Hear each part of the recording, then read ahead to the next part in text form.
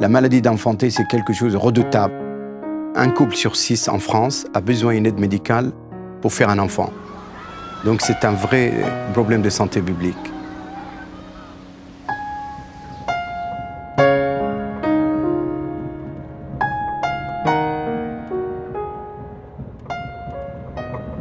On est un labo de l'INSERM, donc on travaille dans le domaine de la recherche médicale et on s'intéresse aux aspects masculins, surtout de la fertilité, mais aussi au développement de l'enfant et aux raisons qui pourraient faire que des enfants ont des problèmes de développement pendant la grossesse.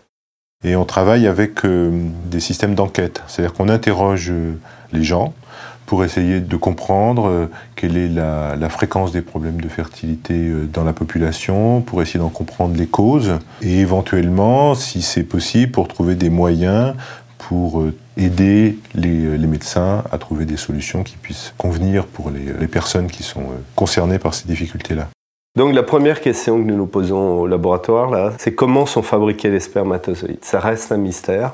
C'est sûrement le testicule. C'est l'endroit où il y a le plus de cellules de produits tous les jours dans l'organisme. Chaque jour, ils renouvellent peut-être 5% de leur masse. Ça correspond à la fabrication, chez un homme qui n'a pas de problème de fertilité, d'environ 200 millions de spermatozoïdes. Et ce qui correspond en gros à chaque battement de cœur, un homme produit 1500 spermatozoïdes. On a besoin de savoir comment ils sont fabriqués pour comprendre aussi les raisons pour lesquelles certains hommes ont des problèmes de fertilité, soit parce que le nombre de spermatos est insuffisant, soit parce qu'ils se déplacent mal, soit parce qu'ils ont des formes anormales, soit parce qu'ils combinent toutes ces anomalies.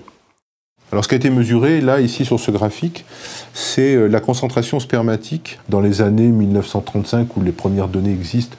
C'était aux alentours de 125 millions de spermatozoïdes par millilitre.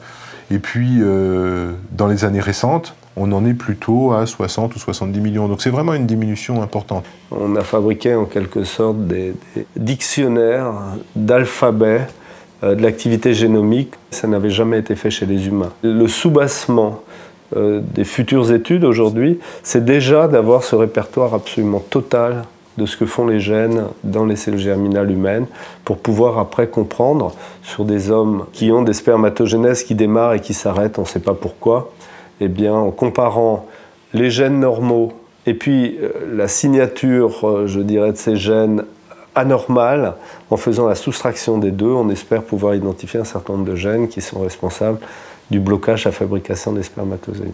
Il y a 30% de problèmes de couple dus à l'homme, 30% dus à la femme et 40% dus à tous les deux.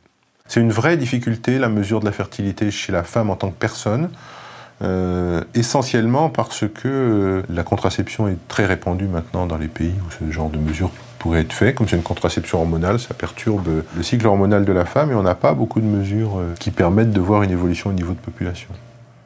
Les disciplines, c'est reproduction et développement. Reproduction, naturellement, on a besoin de savoir comment sont fabriqués les spermatozoïdes, pourquoi ça ne marche pas bien. Et développement, on a besoin de savoir, une fois qu'ils ont fécondé, qu'est-ce que va devenir l'embryon, qui va se transformer en fœtus, qui va se transformer en enfant. Et si ça ne va pas, quelle est la contribution dans les anomalies du spermatozoïde ou quelle est la contribution de la femme et quelles influences les uns les autres ont subies pour que les choses, alors que toutes les conditions étaient réunies au départ pour que ça marche, et ça ne marche pas donc, dans l'environnement. Il y a un certain nombre de données parcellaires qui font penser que l'environnement dans lequel les gens vivent, et notamment la pollution atmosphérique, mais pas seulement, peuvent avoir un rôle sur la santé des gens en général et sur leur capacité à avoir des grossesses, sur leur fertilité. Il y a d'une part fertilité et d'autre part fécondité. Alors ce qu'on appelle fertilité, c'est la probabilité d'avoir une grossesse, la potentialité d'avoir une grossesse. Et ce qu'on appelle la fécondité, c'est le fait d'avoir un enfant. La méthode qu'on a mis en œuvre maintenant, c'est d'essayer d'interroger, d'attraper les gens, si je puis dire, au moment où ils recherchent une grossesse. Donc on interroge des couples qui recherchent des enfants pour savoir depuis combien de temps ils recherchent un enfant, combien de temps ça leur prend pour y arriver, et pouvoir faire des statistiques après avec les résultats qu'on obtient. On fait en France 50 000 tentatives de fécondation in vitro par an, c'est énorme. Est-ce que ça marche à tout le coup? Malheureusement que non. Ça voudrait dire Sur 10 embryons replacés, il y en a 1,5 éventuellement qui vont prendre. En fécondation in vitro, un des problèmes qui est rencontré, c'est lorsqu'on fait une stimulation et lorsqu'on récupère des ovocytes et qu'on les féconde in vitro, on a souvent une série d'embryons, et plus que 1, donc parfois jusqu'à 10 embryons.